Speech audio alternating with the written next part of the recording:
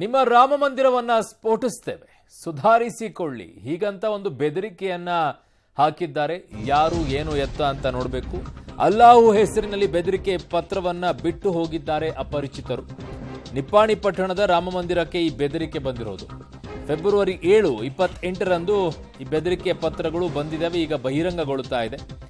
March 20, 21ಕ್ಕೆ bomb ಹಾಕೋದಾಗಿ ಪತ್ರದಲ್ಲಿ ಉಲ್ಲೇಖವನ್ನ ಮಾಡಿದ್ದಾರೆ. 101 ವರ್ಷಗಳ ಇತಿಹಾಸವನ್ನ ಹೊಂದಿದೆ ನಿಪ್ಪಾಣಿಯ ಶ್ರೀರಾಮ ಮಂದಿರ.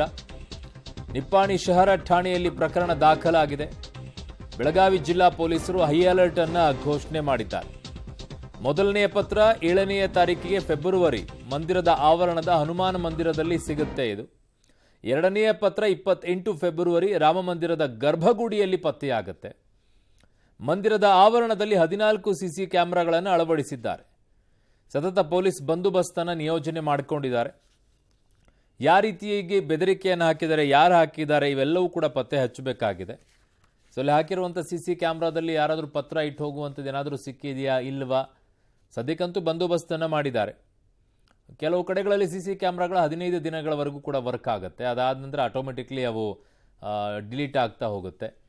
ಸೊ ಆ ಥರ ಈಗ ಹುಡುಕಬೇಕಾಗತ್ತೆ. ಕಾರಣ ಫೆಬ್ರವರಿ 7ನೇ ತಾರೀಕು ಅಂತಂದರೆ ಆಲ್ಮೋಸ್ಟ್ ಆಲ್ 1 ತಿಂಗಳಾಗೋಗಿರುತ್ತೆ.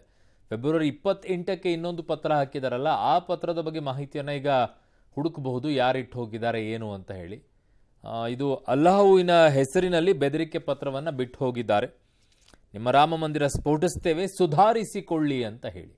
ಸುಧಾರಣೆ ಆಗಬೇಕಾಗಿರೋದು ಯಾವನ ಪತ್ರ ಇಟ್ಟಿದ್ದಾನೆ ಅವನು, ಉಳಿದವರಲ್ಲ. ಅವನು ಯಾವ ದೇವರ ಹೆಸರಿನಲ್ಲಿ ಇಟ್ಟು ಹೋಗ್ತಾ ಇದ್ದಾನೆ, ಆ ದೇವರಿಗೆ ಅಪಮಾನ ಮಾಡುವಂಥ ಮಟ್ಟಕ್ಕೆ ಅವನು ಹೋಗಿರೋದು. ಸೊ ಈಗ ಉಳಿದವ್ರಿಗೆ ಸುಧಾರಿಸಿಕೊಳ್ಳಿ ಅಂತ ಹೇಳ್ತಾ ಇದ್ದಾನೆ. ಅವನು ಇಂಥವ್ರನ್ನೆಲ್ಲ ಹೊಸಿಕೆ ಹಾಕಬೇಕು. ಅವ್ರನ್ನೆಲ್ಲ ಇಟ್ಟು ಜೈಲಿನಲ್ಲಿ ಅವ್ರಿಗೆ ಊಟ ಹಾಕುವಂತ ಕೂತ್ಕೊಳ್ಬಾರ್ದು. ನೋಡಿ ಅಲ್ಲ, ಆ ಲೆಟರ್ ಕೂಡ ಇದೆ. ಅಲ್ಲಾಹುವಿನ ಹೆಸರಿನಲ್ಲೇ ಹಾಕಿದ್ದಾರೆ. ಇದನ್ನು ಸುಮಾರು ಉದ್ದ ಬರೆದಿದ್ದಾನೆ. ಇದೇನೇನೋ ಕಥೆ ಇದೆ ಅದಕ್ಕೆ. ಅದರಲ್ಲಿ ಒಂದೇ ಒಂದು ಬಂದಿರೋದು, ಸುಧಾರಿಸಿಕೊಳ್ಳಿ, ನಿಮ್ಮ ರಾಮ ಮಂದಿರ ಸ್ಫೋಟಿಸ್ತೇವೆ ಅಂತ ಹೇಳಿ. ಇನ್ನುಳಿದಿದ್ದೆಲ್ಲ ಏನೇನೇನೇನೋ ಬರೆದಿದ್ದಾನೆ. ಬಾಯಿಗೆ ಬಂದಂಗೆಲ್ಲ ಬರ್ಕೊಂಡು ಹೋಗಿದ್ದಾನೆ. ಇದು ಒಂದು ಪತ್ರ ಫೆಬ್ರವರಿ 7, ಫೆಬ್ರವರಿ 28 ಇನ್ನೊಂದು. ನನ್ನ ಸಹೋದ್ಯೋಗಿ ಚೇತನ್ ಈಗ ನನ್ನ ಸಂಪರ್ಕಕ್ಕೆ ಸಿಗ್ತಾ ಇದ್ದಾರೆ. ಚೇತನ್, ಈ ಇಡೀ ಪತ್ರದಲ್ಲಿ ಇರುವಂಥದ್ದು ಏನು, ಮತ್ತೆ ಯಾತಕ್ಕೋಸ್ಕರ ಈ ಬೆದರಿಕೆಯನ್ನು ಹಾಕಿದ್ದಾನೆ, ಎಲ್ಲಿ ಅವನ ಭಾಷೆಯನ್ನು ನೋಡ್ತಾ ಇದ್ರೆ ಅವನು ಅಲ್ಲೇ ಸುತ್ತಮುತ್ತಲು ಇರುವಂಥವನೇ, ಅದೇ ಊರಿನವರೇ ಅಂತ ಅನಿಸ್ತಾ ಇದೆ ಅಲ್ವಾ ಚೇತನ್?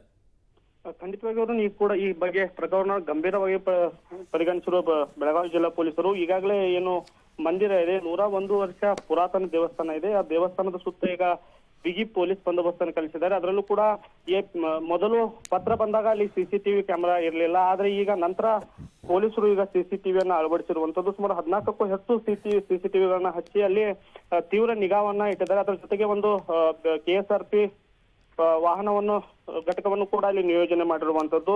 ಮೊದಲನೇದಾಗಿ ಫೆಬ್ರವರಿ 7 ಮತ್ತೆ 28ರಂದು 2 ಬೆದರಿಕೆ ಪತ್ರಗಳು ಬಂದಿರುವಂತದ್ದು. ಅದರಲ್ಲಿ ಮಾರ್ಚ್ 20, 21ರಂದು ನಿಮ್ಮ ದೇವಸ್ಥಾನ ಸ್ಫೋಟ ಮಾಡ್ತೀವಿ, ಇಲ್ಲದಿದ್ರೆ ನೀವು ಸುಧಾರಿಸ್ಕೊಳ್ಬೇಕು ಅಂತ ಹೇಳಿ ಪತ್ರವನ್ನು ಬರೆದಿರುವಂತದ್ದು.